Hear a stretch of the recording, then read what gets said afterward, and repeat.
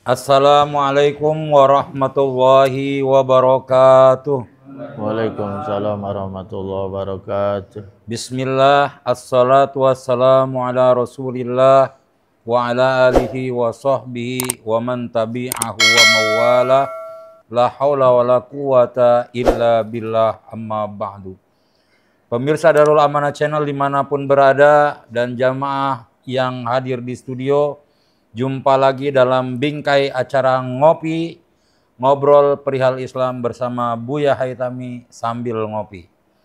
Alhamdulillahirrabbilalamin, telah hadir di tengah-tengah kita guru kita Buya Haitami yang walaupun di tengah kondisinya yang kurang fit, beliau masih tetap mengutamakan hadir di majelis ilmu ini untuk memberikan ilmunya kepada kita semua. Semoga apa yang akan beliau sampaikan nanti bermanfaat untuk kita semua. Dan alhamdulillah dalam kesempatan kali ini juga hadir Gus Ikram. Alhamdulillah Gus, terima kasih bisa hadir kembali. Udah kangen juga ya, udah lama kayaknya. Dan ada juga saudara kita yang baru bergabung, Bapak Hidayat ya, dari Kayu Besar. Alhamdulillah mereka semua dalam keadaan sehat walafiat. Pemirsa Darul Amanah Channel dimanapun berada, malam hari ini guru kita akan menyampaikan, akan menguraikan hadis-hadis yang ada di dalam kitab Matan Arba'in Nawawi. Mari sama-sama kita fokus sejenak untuk mendengarkan uraian-uraian yang akan disampaikan oleh guru kita. Kepada Buya Haitami kami persilakan. Assalamualaikum warahmatullahi wabarakatuh. Waalaikumsalam warahmatullahi wabarakatuh. Alhamdulillahirabbil alamin wassalatu wassalamu ala asyrafil anbiya'i wal mursalin sayyidina wa habibina wa syafi'ina wa qurrati ayunina wa maulana Muhammadin Sallallahu alaihi wasallam wa ala alihi wa sahbihi ajmain. Qala Allah Ta'ala fi kitabihil karim, A'udzubillahi minasyaitonir rajim. Qul hal yastawil ladzina ya'lamuna wal ladzina la ya'lamun.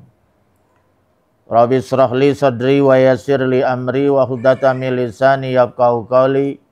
Rabbi zidni ilman nafi'a warzuqni fahman jaida bil lail wan nahar.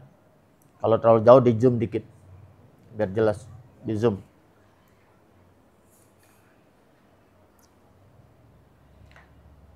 Yang terhormat Sahibul Bait Bapak Haji Adetiar beserta keluarga, yang malam hari ini beliau mengikhlaskan rumahnya dijadikan majelis ilmu.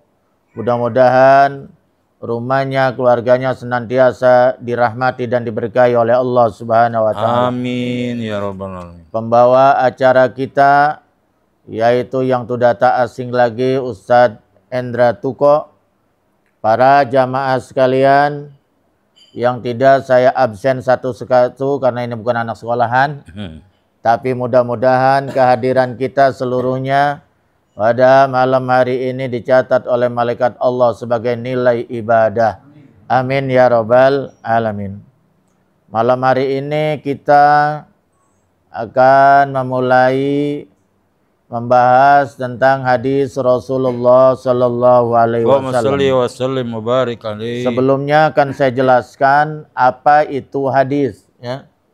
Kita sebagai penganut Ahlussunnah wal Jamaah, ya, ngerti Ahlussunnah wal Jamaah? Ahlussunnah wal Jamaah itu adalah, kalau bahasa gampangnya, kelompok mayoritas umat Islam, mayoritas ya. Karena yang terbesar di dunia ini adalah itu Ahlussunnah wal Jamaah. Syiah kecil di bawah kita. Wahabi Salafi kecil di bawah kita ya. Yang terbesar itu adalah Jamaah Ahlussunnah wal Jamaah. Jadi siapa itu Ahlussunnah wal Jamaah? Jangan-jangan kita ngaku doang tapi nggak ngerti. Ahlussunnah wal Jamaah itu adalah orang yang berpegang teguh di dalam akidah kepada Imam Abu Hasan Al-Asy'ari. Pertama ya. Itu akidah yang dirumuskan oleh Al-Imam Abu Hasan Al-Asy'ari. Yang kedua yaitu Al-Imam Abu Mansur Al-Maturidi. Ya, udah yang penting kenal aja dulu ya, kenal namanya aja cakep ya. Itu di dalam akidah berpegang kepada tokoh dua ini. Karena nanti akidah itu bermacam-macam, berbeda-beda. Tapi yang kita pegang adalah imam kita Abu Hasan Al-Asy'ari dan Abu Mansur Al-Maturidi dalam bidang akidah. Yang kedua, di dalam bidang syariah atau di bidang fikih, tata cara ibadah kita menganut salah satu dari mazhab 4, wabil khusus mazhab kita Imam Syafi'i. Ya. Imam Syafi'i itu. Cirinya yang paling gampang, nah Imam Syafi'i itu kalau subuh pakai kunut. Ya kan? Mazhab lain ada yang berangkat kunut itu hanya untuk kalau ada musibah-musibah besar gitu. Bukan mereka mengingkari, tidak. Kemudian di bidang tasawuf atau di bidang akhlak, Ahlussunnah wal Jamaah itu berpegang teguh kepada Imam Al-Ghazali. Ya. Imam Al-Ghazali dan Imam Al-Junaidi Al-Baghdadi. Itu dua orang tokohnya. Karena banyak juga tasawuf ini yang menyimpang.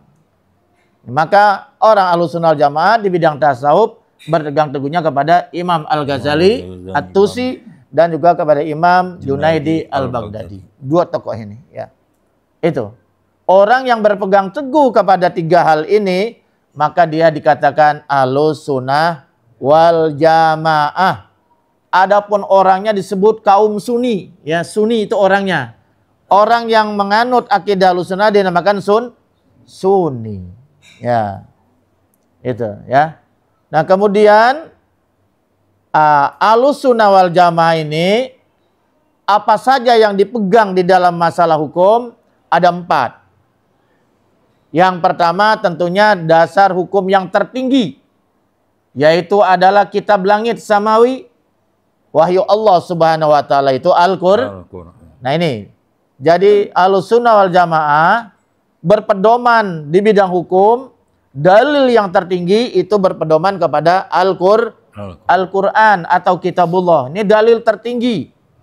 Yang kedua yaitu hadis atau sunnah Rasulullah. Hadis. Nah ini kita. Jadi hadis itu adalah pedoman kedua setelah Al-Quran. Karena memang hadis ini fungsinya tabyinan lil Quran, yaitu adalah penjelasan terhadap Al-Quran. Karena ada beberapa hal Al-Quran itu yang kurang jelas, maka dijelaskan oleh hadis-hadis Rasulullah Sallallahu Alaihi Wasallam. Ya, karena Al-Quran itu kan kitab wahyu, jadi dia sifatnya global, universal. Ya. Kemudian apa udah cukup? Orang Ahlussunnah wal Jamaah berpegang teguh kepada Quran dan hadis? Tidak. Tapi dia juga berpegang teguh kepada dalil yang ketiga, yaitu ijma ulama. Ijma, sering dengar kata ijma? Ijma itu artinya konsensus, kesepakatan ulama. Ya. Jadi dalam Al-Quran tidak ada dalilnya, kemudian di hadis juga nggak ada, maka cari dalil lain, ijma. Contohnya misalnya, KB itu dalilnya ada nggak di Al-Quran? Tidak ada. KB itu ada nggak di dalam hadis Nabi? Tidak ada. Maka ulama berijtihad, ulama bersepakat KB itu halal asal tujuannya litanzim, mengatur jarak kelahiran, bukan memutus. Paham? Tapi kalau memutus kelahiran itu nggak boleh. Ngerti memutus kelahiran? Karena dia nggak mau lahir, nggak mau punya anak, dikebiri. Kalau darurat. Ya, misalnya kondisi istrinya sudah kurang sehat, darah tinggi, nah umurnya udah tua, karena dokter ini berbahaya kayak melahirkan gitu kan ya. Anak udah banyak, itu enggak apa-apa. Jadi yang nggak boleh itu bahwa KB itu kalau memutus keturunan, itu nggak boleh. Tapi kalau litanzim, itu kan banyak dilakukan, betul nggak? Minum pel, misalnya saya, jarak-jarak. Suntuk. Ya, jarangin gitu. Ya, ada juga yang pakai sistem cengkir, nganceng, nyingkir gitu. Ada juga sistem begitu. Orang dulu itu mah, ya maksudnya anaknya masih kecil, betul nggak ya? Nah itu. Sedangkan penghasilan nggak jelas gitu kan ya. Nah itu, yang begitu dibolehkan ber-KB. Itu dalilnya bukan Al-Quran, dalilnya bukan hadis, tapi dalilnya ijma. Ini biar paham. Apa udah cukup Ahlussunnah wal Jamaah berpegang teguh kepada Quran, hadis, dan ijma ulama? Belum. Tidak, ada lagi satu kias. Kias itu bahasa kerennya analogi. Menganalisa dua hal, dicari kesamaannya. Contohnya zakat fitrah. Nggak ada zakat fitrah pakai beras aruz. Di mana ada? Nggak ada hadisnya. Di situ pakai so'an litamar, so'an min syair. Karena hadisnya, teksnya, zakat fitrah itu harus pakai gandum. Syair. Atau tamar, korma. Tapi Imam Syafi'i, imam kita yang sangat cerdas luar biasa, beliau berpikir, bagaimana negara yang nggak makan korma? Korma juga nggak hidup, betul nggak ya? Bagaimana negara yang tidak ada gandum? Kayak di Indonesia ini, nggak ada gandum, nggak ada korma. Banyak sih korma di Tanah Abang. Walaupun ada, hidup hanya daerah tertentu.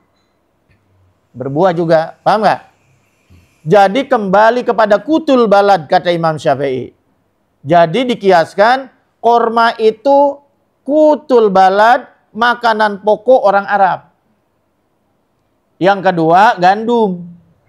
Nah sekarang negara lain, Indonesia misalnya, kutul baladnya, makanan aslinya itu apa? Beras. Makanan utama. Nasi. Beras kan? Ya beras. Makanya kita berzakat fitrah dengan beras. Ini namanya hukum logika, hukum akal. Jadi dalil ada dua. Ada dalil akli, yaitu Quran dan hadis. Dua, dalil akli, yaitu otak. Otak yang sehat, bukan otak-otakan. Nah itu. Nah Imam Syafi'i di dalam zakat fitrah ini pakai kias. Dalilnya dalil kias, dalil akal. Jadi gandum dikias, beras dikiaskan dengan gandum. Beras dikiaskan dengan korma.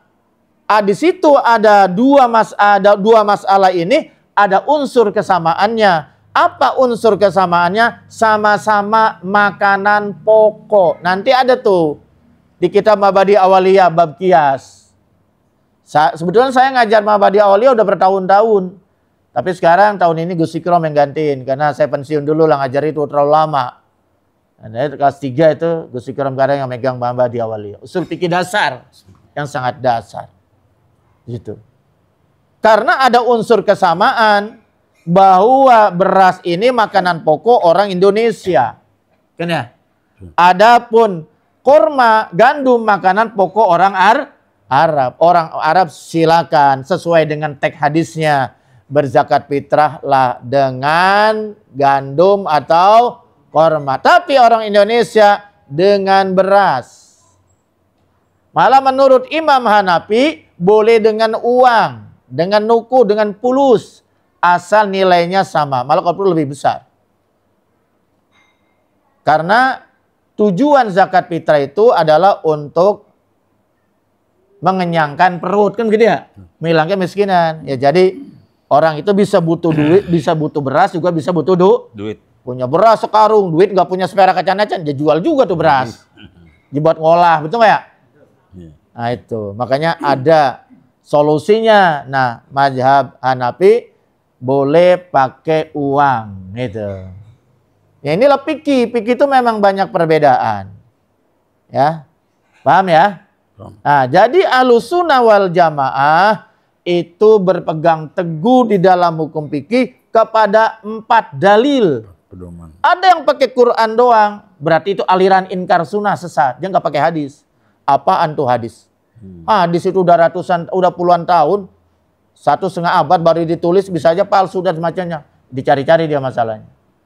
Padahal itu yang namanya Imam Bukhari nyari hadis, satu hadis saja bisa bertahun-tahun. Ini hadis dari sana, dari si anu di Syria, dia datang ke Syria. Ini adanya di mana? Di Lebanon misalnya, dia datang ke Lebanon. Itu bisa berhari-hari.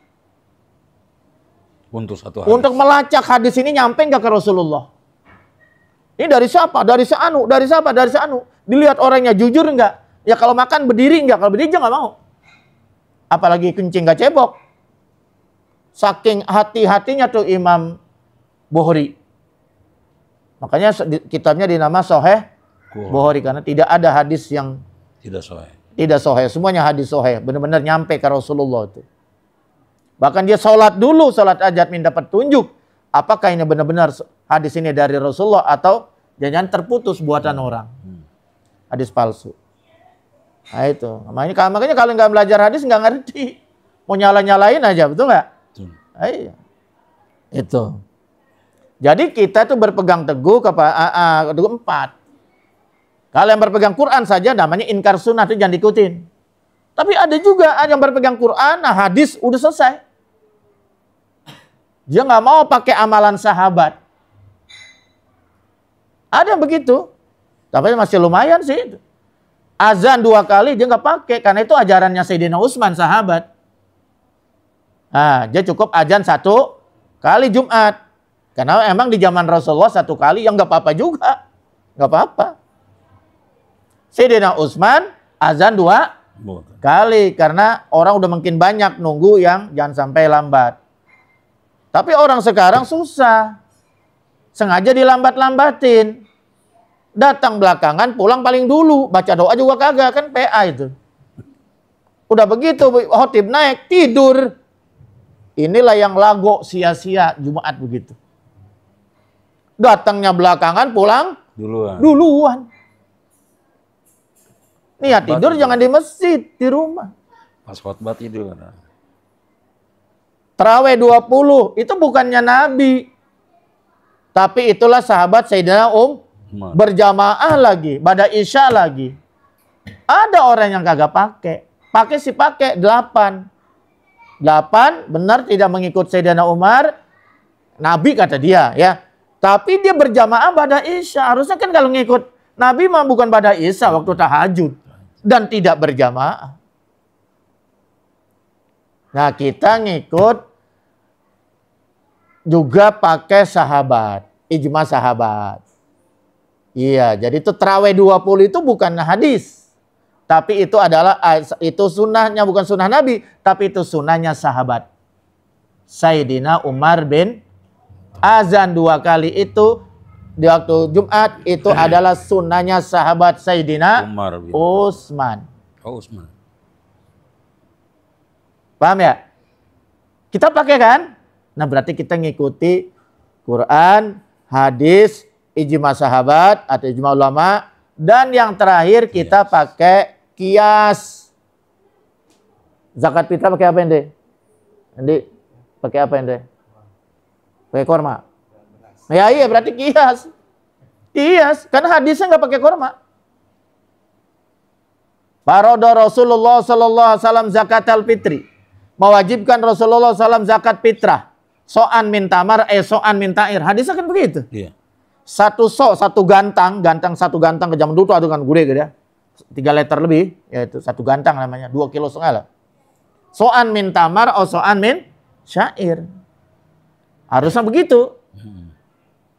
Tapi Imam Syafi'i kan bingung, bagaimana orang yang tidak seharinya tidak makan gandum? Korma. Ya sudah berarti dia harus ngikuti makanan pokok di negerinya masing. Luar biasa ya. Yang sagu ya sagu. Yang sagu, singkong. Imam Syafi'i itu luar biasa. Luar biasa. Ini hadisnya dalilnya bukan Quran hadis itu, dalilnya logika, dalil namanya qiyas. Quran, hadis, ijma, qiyas. Itulah Ahlus Sunnah wal Jamaah. Paham ya? Nah. Terus apa lagi?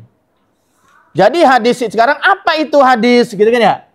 Kan ada 2 macam, ada hadis, ada asar.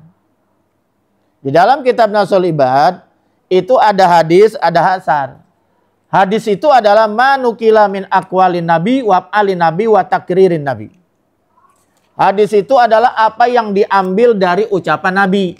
Namanya hadis qauli. Biasanya bunyinya qala Rasulullah SAW. Beda. Ada lagi namanya hadis fi'li, hadis perbuatan. Nabi nggak ngomong, tapi Nabi berbuat langsung nyontoin. Contohnya Nabi ruku gimana. Ya Nabi nggak ngomong, tapi liatin aja tuh Nabi ruku gimana, sahabat ngikutin. Itidal gimana, sujud gimana, betul nggak? Nabi kalau tawaf gimana, sa'i gimana, ngikutin. Itu namanya dalilnya, hadisnya namanya hadis fi'li. Itu apa sih fi'li? Perbuatan. Yang ketiga, Nabi kagak berbicara, Nabi tidak berbuat. Yang berbuat siapa? Sahabat. Yang berbuat sahabat, cuman Nabi setuju. Nabi nggak mengingkari. Waktu perang, di situ karena terjadi krisis pangan, logistik, salah seorang sahabat menangkap tob. Tob itu semacam biawak kecil. Ya dob biawak kecil. Dulu kita suka zaman dulu makan zaman sawah ya suka ngudak-ngudak gitu tuh. Biawak kecil, bukan buaya gede. Kayak gini nih, kayak gini, biawak kecil. Disembeli, dibakar, dimakan. Lapor sahabat itu pada Nabi, peristiwa itu dilaporkan pada Nabi, Nabi tidak mengingkari. Karena Nabi tidak mengingkari, berarti Nabi setuju. Nah, itu udah jadi dalil, jadi hadis juga. Boleh artinya makan top tuh boleh. Berdasarkan perbuatan sahabat yang tidak diingkari oleh Rasul. Itu jadi dalil juga hadis. Namanya hadis takriri. Takrir itu apa sih takrir? Agreement. Persetujuan. Jadi ada berapa hadis? 3. Ada 3. Hadis kauli, yaitu ucapan Nabi. Hadis fi'li, hadis yang diambil dari perbuatan Nabi. Hadis takriri, hadis persetujuan Nabi. Cuma ada lagi satu. Asar itu yang ada lagi satu. Satu itu namanya, yang 4 ini namanya hadis hamiyah. Hadis hamiyah. Hadis cita-cita. Kata Nabi, nanti kalau saya umur panjang tahun depan, saya akan berpuasa bukan hanya 10 Asyura, tapi 9 Asyura. Namanya puasa Tasu'a. Kalau Asyura kan puasa 10 tanggal 10.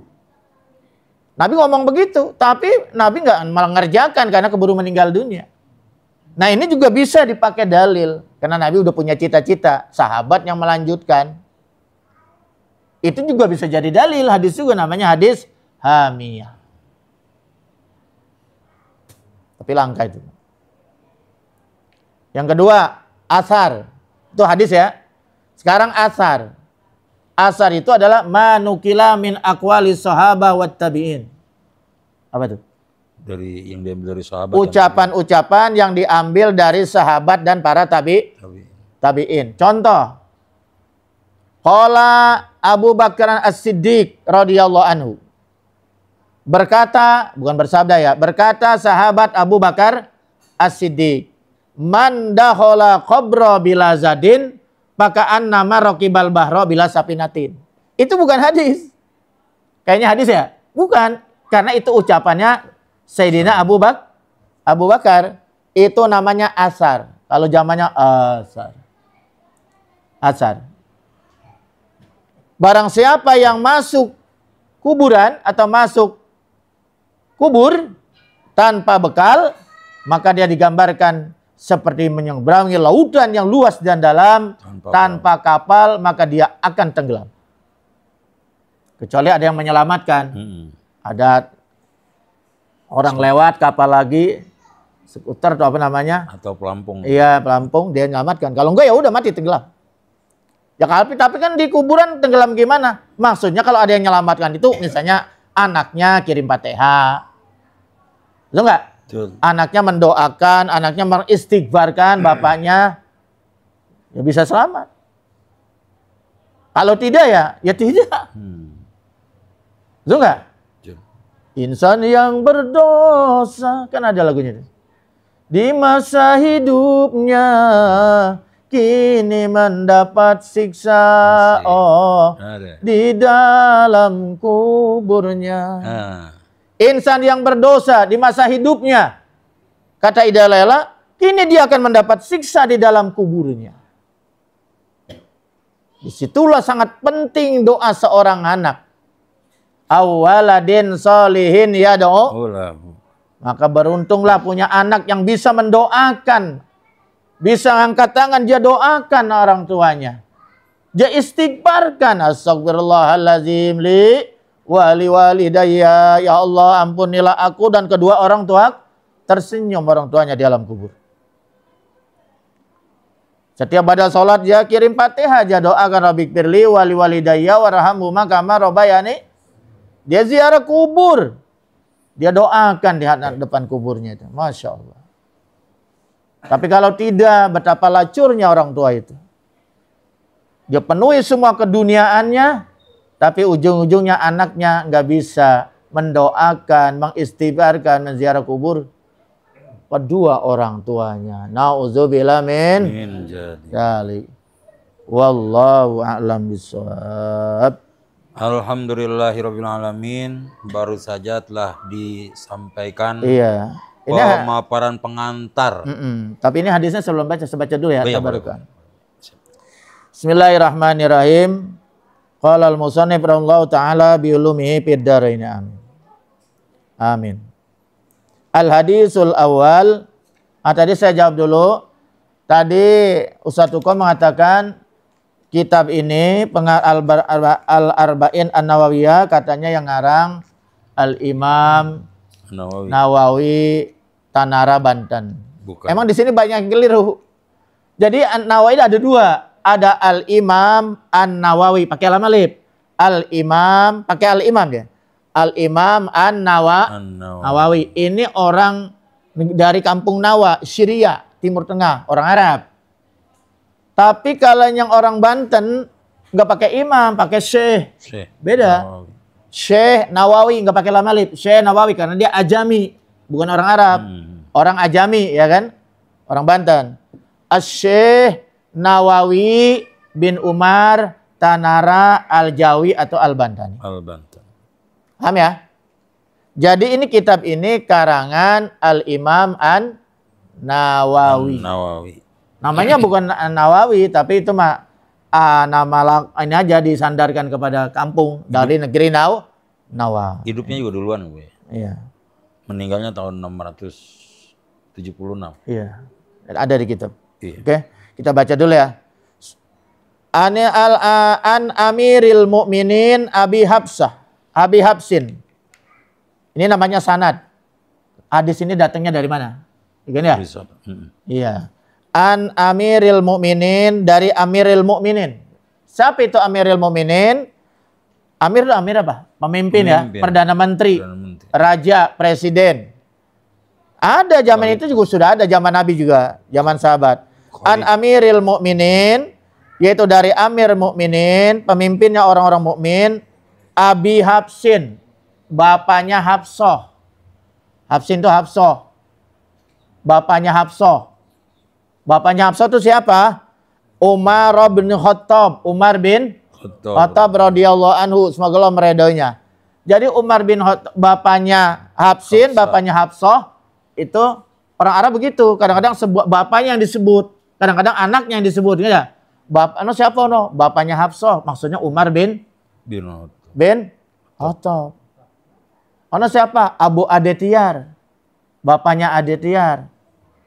Siapa anaknya? Raka. Abu Raka, bapaknya Raka. Ya maksudnya Pak Adetiyar gitu. Orang Arab suka begitu. Ya, ini biar nggak keder. An Abi Habsin, bapaknya Hafsah. Umar itu siapa? Umar bin Khattab. Umar bin Khattab. Hafsah ini kalau nggak salah pernah dinikahi oleh Rasulullah. Qala berkata siapa? Umar bin Khattab atau Amirul Mukminin. Jadi Umar bin Khattab itu gelarnya Amirul Mukminin. Al-Khalifatus Tsani. Sayyidina Umar. Amir Mukminin Sayyidina Umar bin Khattab. Biasanya dalam tarawih juga dibaca. Kalau yang pakai juga. Yaitu waqala berkata Umar bin Khattab, sami'tu Rasulullah sallallahu alaihi wasallam. Emang harusnya belinya yang ini ya, yang ada terjemahannya ya. Itu mah saya serahin ketua dah. kalau yang ini nggak bisa. Yaqulu berkata, siapa yang berkata? Rasulullah SAW. Ya itu. Sami'tu Rasulullah sallallahu alaihi wasallam. Aku mendengar Rasulullah sallallahu alaihi wasallam yaqulu bersabda, jangan berkata untuk membedakan. Bersabda. Kalau sahabat boleh berkata. Innamal a'malu bin niat. Ini hadis sangat populer ya. Innamal a'malu bin niat. Sesungguhnya amal-amal itu tergantung dengan niat nih. Niat, jama itu. Niatun, niat, jamaknya. Innama sesungguhnya hanya al-a'malu amal-amal itu bin niati tergantung dengan nih. Niat. Betul nggak? Ini kita datang kemari gue tergantung niatnya. Niatnya apa?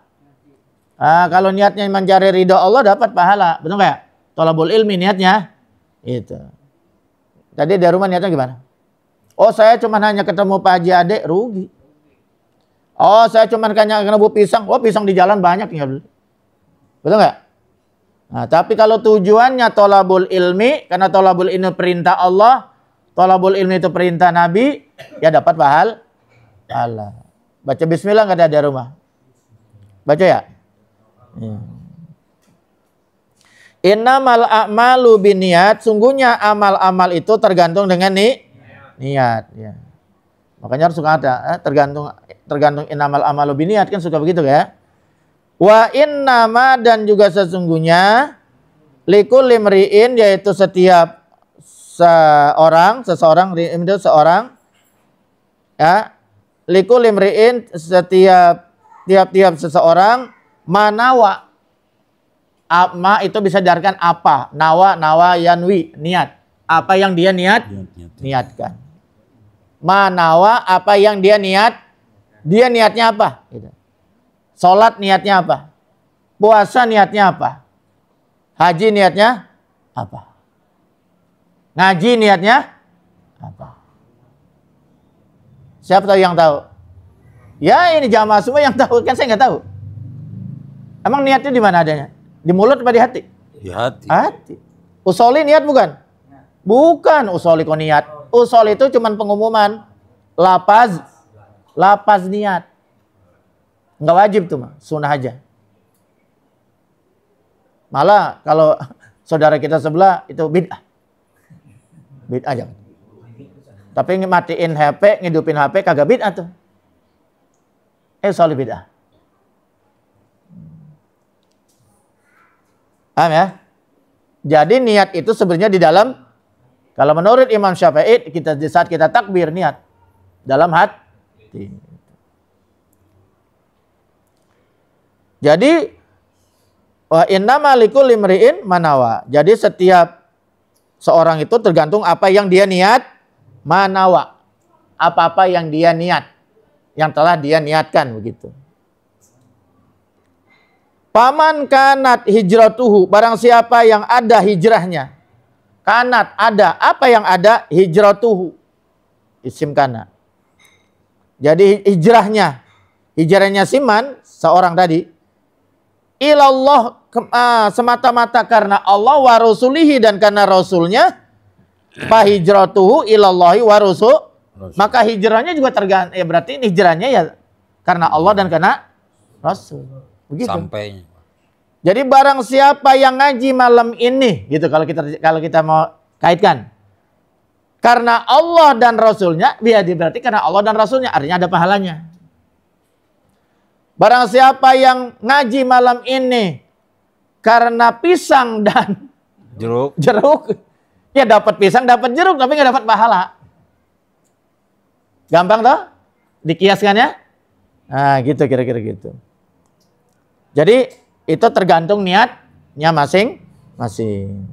Itu yang dimaksud paman kana hijratuhu ilallahi wa rasuli fa hijratuhu ilallahi wa rasul.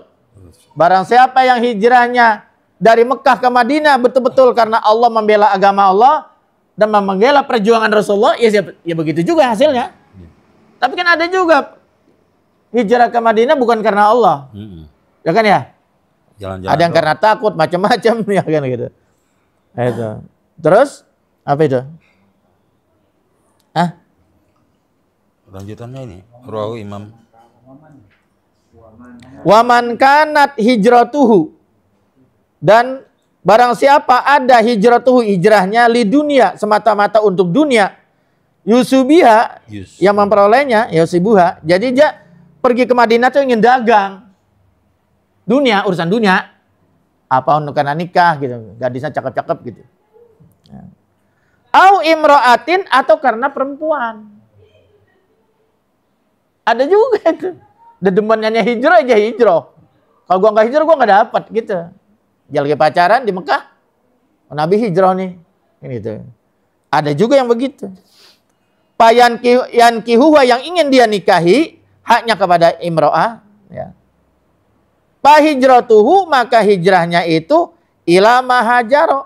Ya tergantung apa yang dia hijrahkan. Ila mahajaro, tergantung apa yang dia hijrahkan ilahi kepada mak. Gitu. Maknya itu apa? Ya apa karena dagang di sono, apa karena perempuan? Paham tuh? Betul ya? Ini hadis ini sangat penting. Hampir banyak para ulama hadis ini ditaruh di bab pertama. Ya. Iya. Itu luar biasa hadis ini. Ya, pokoknya nanti orang di akhirat itu juga kan kembali kepada niatnya masing-masing hasilnya, betul nggak? Paham tuh? Ada orang yang karena tujuannya popularitas, ria, pencitraan. Tapi ada juga orang bersedekah bukan karena pencitraan, bukan. Tapi memang benar-benar karena Allah. Oke? Wallahu a'lam bishawab. Alhamdulillahirabbil alamin. Demikian pemaparan pembukaan atau muqaddimah dan sekaligus inti bahasan satu hadis yang tadi disampaikan oleh guru kita, bahwasanya kita beragama itu tentu ada dasarnya, baik di bidang akidah, di bidang akhlak, di bidang tasawuf, ubudiyah, segala macam, semua kita ada dasarnya dan ada pemimpinnya, ada yang bertanggung jawabnya. Serta ada dasar-dasar di dalam pengambilan hukum di dalam urusan keagamaan. Kalau yang biasa di Ahlussunnah wal Jamaah itu ada 4 istinbat hukum dari Al-Quran, Sunnah, Ijma, dan Qiyas.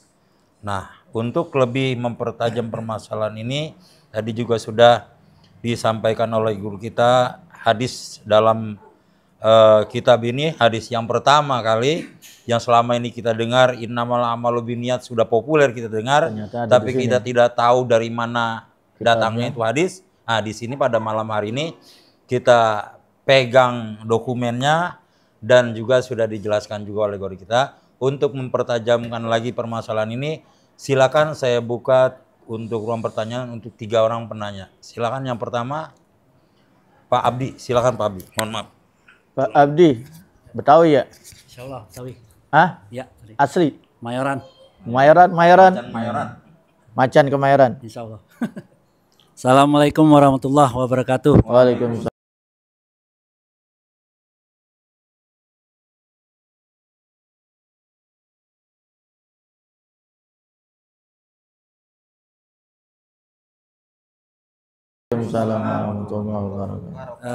Buya, seingat saya hadis ini memang populer.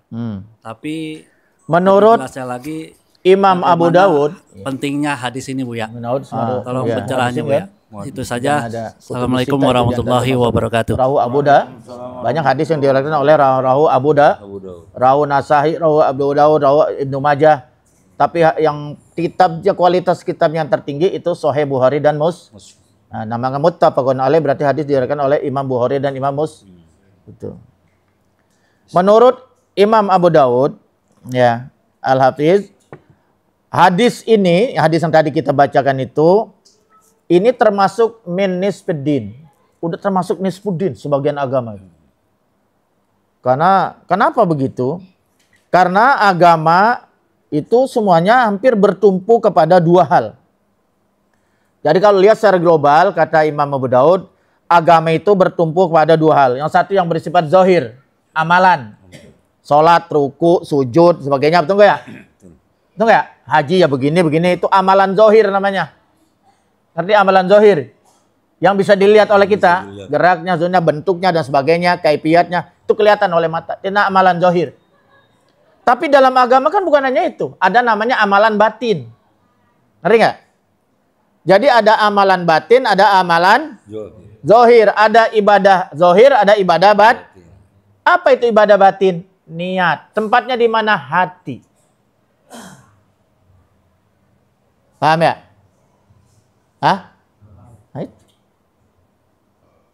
Jadi bahwa menurut beliau bahwa masalah hadis ini berarti sudah separuh agama.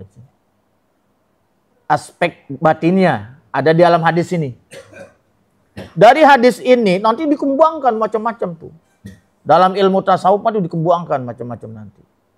Ya, amalan kolbi, amalan hati itu apa aja? Banyak sekali. Usah ya, ini pusing ya. Yang kedua, Imam Ahmad dan Imam Syafi'i. Imam Ahmad ini mazhab keempat, muridnya Imam Syafi'i. Nah, Imam Syafi'i punya murid besar, jadi imam juga, jadi mazhab juga. Mazhab Imam Imam Hambali. Ahmad bin Hambal atau Imam Hambali itu muridnya Imam Syafi'i. Kalau Imam Maliki itu gurunya Imam Syafi'i. Jadi menurut Imam Ahmad dan Imam Syafi'i, antara murid dan guru, bahwa hadis ini itu mengandung sepertiga ilmu. Sepertiga ilmu itu masuk ke dalam hadis ini. Luar biasa ya. Betapa hebatnya hadis ini.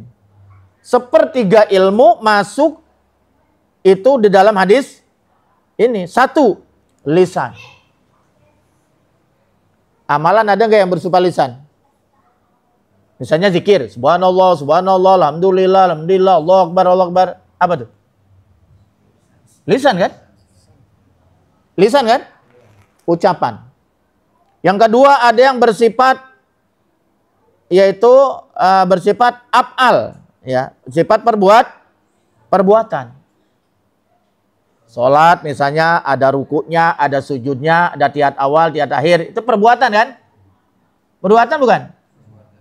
Misalnya zakat, haji, itu kan ada tawafnya, ada sa'inya, ada macam-macam ya. Itu apa itu? Itu namanya bil amal atau bil arkan. Perbuatan. Ibadah dengan Tadi yang pertama dengan lisan. Mulut ngomong. Kalau ini enggak. Perbuatan langsung dikerjain. Ada orang jatuh langsung ditolongin. Bukan dijorogin, tolongin. Cuma ibadah juga. Ibadah apa namanya tuh? Dengan ada yang amalan itu sifatnya amalan hati. Kolbu. Betul nggak? Ini kita datang kemarin tiga-tiganya dapat. Niat dulu, mantepin niatnya dalam hati. Saya nuntut ilmu ngaji karena Allah. Betul nggak?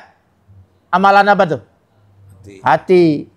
Yang kedua, yaitu nyampe di sini, dia duduk macam-macam bersalaman dan sebagainya. Amalan apa tuh? Perbuatan. Ada lagi tadi baca hadis apa itu macam-macam, zikir, baca doa, apa tuh? Lisan. Nah, di dalam sholat semuanya ada itu.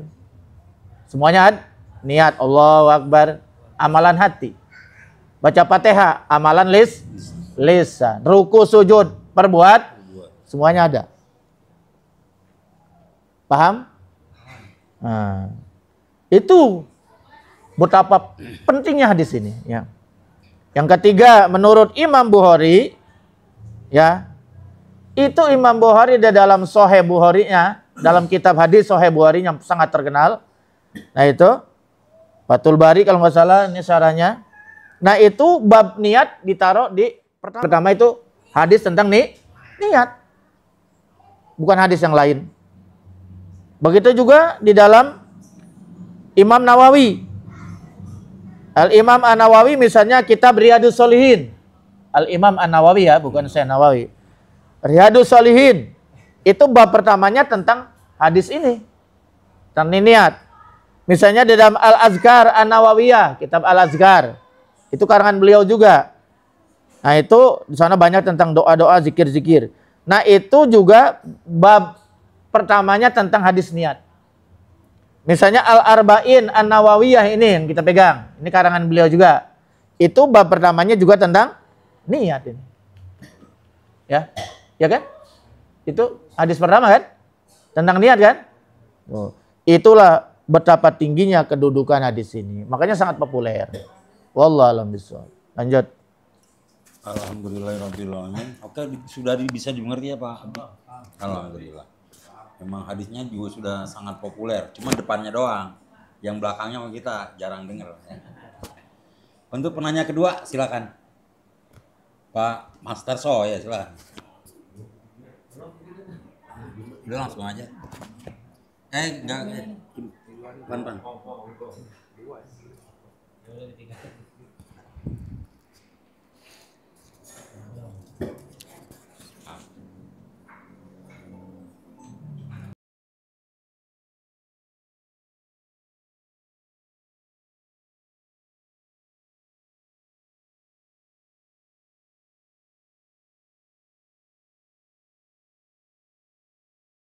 Assalamualaikum Buya. Assalamualaikum warahmatullahi wabarakatuh. Izin bertanya. Oh iya, izin bertanya. Rasulullah SAW hijrah hampir 15 abad yang lalu. Nah, hijrah itu masih dibicarakan sampai sekarang. iya. Mohon penjelasannya apa hijrah itu, Buya? Iya, apalagi setiap ini ya, bulan apa biasanya? Bulan Muharram ya? Betul. Ramai ya dibicarakan. Betul. Jadi bah hijrah ini ada sabab musababnya ini. Assalamualaikum warahmatullahi wabarakatuh. Bahwa di zaman itu ada seorang laki-laki yang ingin melamar seorang gadis namanya Ummu Qais. Tapi Ummu Qais ini bilang, kalau kamu ingin melamar saya, ya ikut hijrah. Kalau nggak ikut hijrah, saya nggak mau. Karena Ummu Qais ini wanita yang sangat setia dengan Rasulullah SAW. Akhirnya laki-laki itu mau hijrah. Dan akhirnya dia nikahi, setelah di Madinah dinikahi. Makanya Ummu Qais ini orang laki-laki ini sebut ini hijrahnya Ummu Qais gitu. Hijrahnya karena Ummu Qais, karena ingin menikah dengan Ummu Qais. Itu kan kata Nabi kan begitu. Dalam hadis tadi ada orang yang hijrah itu karena dunia, ingin dagang di sana, ada juga karena ingin menikahi perempuan. Tadi kan dalam hadisnya juga begitu. Nah, nanti tergantung tuh. Kembali kepada nilainya kembali kepada niatnya masing-masing gitu. Itu sebenarnya asbab nuzulnya seperti itu. Nah, oleh karena itu hijrah ini adalah merupakan peristiwa besar, terjadi perubahan yang luar biasa. Itu Islam itu terjadi perubahan yang luar biasa setelah hijrah. Selama 13 tahun Nabi dakwah di periode Mekah sebelum ke Madinah, nggak ada perkembangan apa-apa. Dakwah susah, masih dimusuhi, mau ibadah susah, betul nggak ya? Karena belum punya kekuatan ekonomi. Ekonomi di tangan Abu Jahal, Abu Lahab, Abu Gosok, Abu Dedek. Power politik juga dikuasai oleh mereka. Kita belum punya kekuasaan ekonomi, kekuasaan politik, semua tidak ada. Kita belum punya power, makanya Nabi disuruh hijrah. Bukan takut, tapi strategi dakwah. Gitu. Ya. Nah setelah itulah baru terjadi perkembangan yang luar biasa. Orang Madinah, Yasrib pada saat itu namanya belum Madinah, Yasrib. Mereka berbondong-bondong masuk Islam, syahadat, mendukung perjuangan Rasul. Akhirnya Rasulullah didaulat bukan hanya sebagai seorang nabi dan rasul, tapi juga beliau seorang pemimpin dunia. Ya sebagai presiden kok sekarang, Pak. Jadi nabi itu sebagai nabi juga sebagai Rasulullah sebagai nabi juga sebagai pemimpin dunia ya. Ya, sebagai ulil amri gitu. Jadi beliau bisa mengatur, memimpin, menyusun kekuatan militer dan sebagainya sampai terjadi perang pertama namanya perang Badar. Karena di situ sudah punya power, sudah punya kekuatan sosial, sudah punya jamaah banyak gitu kan ya. Nah, Disusun kekuatan militer, dibikinlah tentara, kalau zaman sekarang mah semacam gitu. Barulah Islam itu berani melawan kafir Quraisy, sehingga terjadilah perang yang pertama itu menjelang Ramadan, namanya perang Badar. Dan alhamdulillah walaupun 313 orang, makanya angka ini menjadi angka zikir. Banyak orang zikir itu 313, itu ngikuti jumlah tentara Islam waktu perang Badar. Paham ya? Sama jumlahnya dengan jumlah Nabi dan jumlah para Rasul 313. Lawan 1.900 lebih. Berarti kan 1 lawan 3, kok bisa menang? Ya, karena turun perintah Allah, malaikat ikut perang. Bayangkan bagi malaikat ikut perang. Hah? Kalau malaikat ikut perang gimana tuh ceritanya? Malaikat nggak kelihatan kan? Kata jatuh tersungkur aja tuh. Itu luar biasa. Ya, kira-kira seperti itu. Menjadi sangat penting karena tonggak sejarah. Ya, mengingat sejarah ini karena perkembangan Islam itu munculnya pesatnya setelah hijrah. Jadi hijrah itu menjadi sangat penting.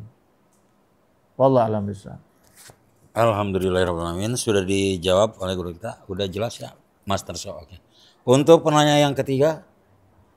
Oke, maaf.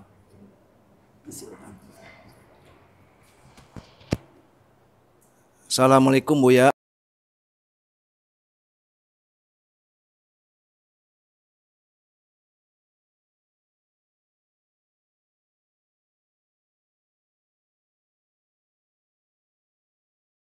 Buya, Waalaikumsalam warahmatullahi wabarakatuh. saya mau bertanya, kenapa hadis ini disebutkan oleh Rasulullah SAW dan apa sebabnya? Mohon penjelasan. Disebutkan, apa maksudnya?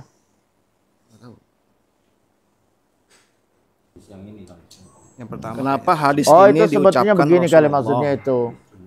dan apa sebabnya? Hadis ini muncul kenapa gitu? Ya mungkin semacam asbabun nuzul. Asbabul urud mungkin ya. Sebab-sebabnya hadis ini muncul. Sebab-sebabnya hadis ini bisa keluar dari mulut Nabi, begitu mungkin ya. Nah, itu kira-kira seperti itu. Ini begini tadi sudah jelasan itu. Ya, saya jelaskan hadis ini awalnya latar belakangnya atau asbabul urudnya keluar karena ada peristiwa seorang laki-laki yang ingin melamar perempuan tadi itu. Namanya Ummu Qais gitu loh. Ummu Qais. Cuman Ummu Qais bilang nggak mau dia. Nggak mau. Dia ngasih syarat. Lah kalau mau ngelamar saya harus hijrah dong ikut saya. Mungkin laki-laki ini enggan berhijrah. Mungkin dia karena punya apa-apa di Mekah gitu nggak, kita nggak tahu. Apa punya kekayaan atau apa kita nggak tahu. Punya onta. Iya. Onta punya kambing. Soalnya kan ternak yang paling banyak kambing sama onta kan ya. Bisa ribuan itu onta kambing itu. Di kaki-kaki gunung itu. Sampai pengembalanya itu, ra'inya itu sampai bikin gubuk. Kalau kalian mau ngelamar saya, ikut saya hijrah gitu lah. Bersama Rasulullah. Kata siapa tuh? Kata Ummu Qais gitu loh. Ya. Akhirnya pikir-pikir mau ini dia hijrah. Hijrah bersama Ummu Qais yang dia suka itu, ya. Bersama Rasulullah dengan sahabat yang lain. Kalau Rasulullah kan udah berjalan duluan kan ya. Bersama Sayyidina Abu Bakar As-Siddiq. Kemudian kan ada bergelombang, itu enggak sekaligus ya. Hijrah itu enggak bergelombang. Kalau Nabi di malam hari kan ya. Mengendap-endap gitu. Kok kenapa? Nabi kan udah dijamin oleh Allah pasti selamat lah. Iya, tapi kan Nabi itu sebuah contoh sama umatnya. Coba kalau Nabi, karena gua Nabi, gua hijrah udah di siang hari aja, siang bolong. Iya kalau Nabi bisa selamat, kalau umatnya selamat nggak kira-kira? Selamat nggak kira-kira? Jadi Nabi itu karena sebagai contoh buat umatnya, jadi tetap sembunyi-sembunyi gitu. Supaya umatnya nanti juga kalau hijrah kudu hati-hati. Kecuali Umar bin Khattab, jangan dilawan Umar bin Khattab mah, nggak ada takutnya sama orang. Umar bin Khattab jangankan manusia, iblis saja setan takut sama Umar bin Khattab. Jadi Umar bin Khattab kalau lewat gang ada setan tuh lari semua. Saking kuatnya tuh imannya Umar bin. Tapi kalau orang anak muda sekarang, apalagi yang suka narkoba macam-macam, jalan di gang ya berteman sama setan. Menjadi juga setan. Itulah hebatnya Umar bin. Makanya Umar bin Khattab enggak ngikutin Nabi. Beda dia mah hijrahnya siang-siang. Hei, saudara-saudara kafir Quraisy. Kalau bahasa kitanya gitu. Siapa yang ingin bininya jadi janda, jarang gitu. Anaknya jadi yatim, silakan tunggu di jalan, halangi saya mau hijrah bersama Rasulullah, nyusul. Gak ada yang berani. Gak ada yang berani. Itu karena jagoan mandan preman, betul nggak? Itu. Jadi bahwa akhirnya tuh laki-laki tadi tuh hijrah bersama Ummu Qais dan dinikahi akhirnya. Makanya laki-laki itu dijulukan ini hijrahnya Ummu Qais gitu. Jadi makanya tuh kita kalau melakukan sesuatu hijrah itu kan sebetulnya begini. Hijrah itu artinya kan pindah, kan ya. Ini gue sebenarnya secara logotan kita hijrah ini. Suandi dari Cengkareng bersama Ustaz Hidayat ya. Cengkareng dari sana kemari, hijrah juga kan? Hijrah ini kan pindah atau meninggalkan. Cengkareng dia tinggalkan sementara kayu besar, pindah ke itu hijrah. Kalau secara logo atau etimologi. Adapun secara syara'an, hijrah yang sebenarnya itu adalah pindah dari negeri kafir ke negeri Islam. Itu namanya hijrah dari negeri kafir ke negeri Islam. Tapi kalau yang dimaksud dalam hadis ini hadis-hadis yang kita baca, itu maksudnya pindah dari kota Mekah ke Madinah. Jadi Ummu Qais itu ngikutin laki-laki tadi ingin hijrah dari Mekah ke Madinah. Mekah kan masih negeri kafir kan ya. Pindah ke Madinah.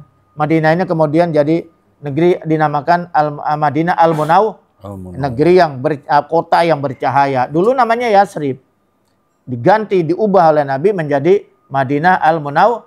Kota yang bercahaya dengan cahaya Islam, cahaya kebenaran. Pindahnya itu setelah sebelum Fathu Mekah. Ya kalau sekarang mah udah jadi kota Islam Mekah, betul nggak ya? Betul. Mekah udah jadi negeri Islam, udah lain lagi ceritanya. Ini mah hijrah yang sebenarnya yang dimaksud hadis ini hijrah dari Mekah negeri kafir ke Madinah. Sebelum Fathu Mekah, sebelum pembebasan kota Mekah. Kota Mekah itu kan bebasnya setelah waktu Nabi Haji Wada kan, Nabi haji sekali.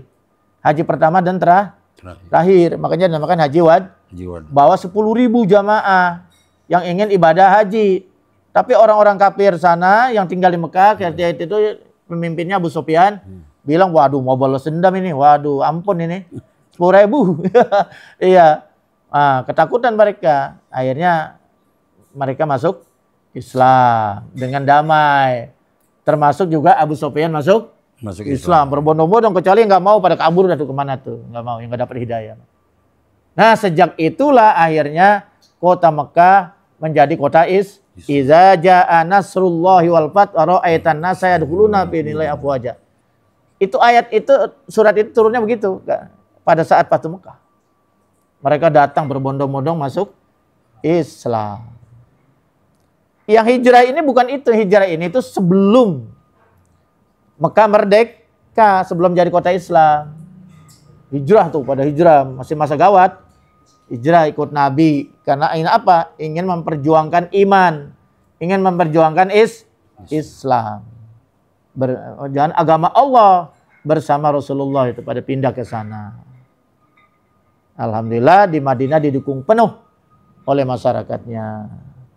Gitu. Gimana, Bang? Alhamdulillahirrabbilalamin. Tapi hijrah sekarang ya jangan begitu hijrah sekarang, Mak. Karena kalau hijrahnya dari Mekah ke Madinah, lah kita tinggalnya di sini. Kalau hijrahnya 12 Rabiul Awal, ya udah kelambat. Jadi kalau sekarang mah hijrahnya hijrah nilai. Hijrah secara maknawi. Dari syirik ke tauhid, dari kebodohan kepada ilmu pengetahuan, dari malas ke rajin. Betul nggak? Kan beda. Yang dianggap jamaah jadi jamaah. Betul nggak? Kira-kira hijrahnya begitu kalau sekarang mah. Ya, dari keburukan kepada kebaikan. Wallahu a'lam. Alhamdulillahirabbil alamin. Demikian telah dijawab 3 pertanyaan yang diajukan tadi, mengingat betapa pentingnya kajian-kajian hadis-hadis ini. Dan untuk selanjutnya masih ada 39 lagi hadis yang akan dibahas untuk pertemuan-pertemuan selanjutnya nanti. Maka diharapkan para jamaah agar bisa mengatur waktunya di pertemuan kajian ngopi ini, bingkai acara ngopi dalam sebulan 1 kali. Insya Allah, karena apa? Penting sekali. Penting sekali untuk kita mengetahui hadis-hadis, apalagi di sini yang dimuat di sini adalah hadis-hadis sahih, sehingga kita nantinya akan mengetahui benar-benar bahwa hadis-hadis mana saja yang selama ini populer yang telah kita dengarkan dan dokumennya ada di sini. Demikian kajian kita pada malam hari ini, dan sebelumnya kita bubarkan, mari sama-sama kita membaca doa kafaratul majlis. Bismillahirrahmanirrahim. Subhanaka Allahumma wa bihamdika asyhadu an la ilaha illa anta astaghfiruka wa atubu ilaik. Walhamdulillahirabbil alamin. Demikian jumpa kita pada malam hari ini dalam acara ngopi, ngobrol perihal Islam bersama Buya Haitami sambil ngopi. Jumpa lagi dalam kajian ngopi di episode berikutnya. Terima kasih atas segala perhatiannya. Saya Hendra Tuko dan Buya Haitami mengucapkan terima kasih atas segala perhatian. Mohon maaf atas segala kekurangan. Akhiru kalam billahi taufiq wal hidayah. Assalamualaikum warahmatullahi wabarakatuh.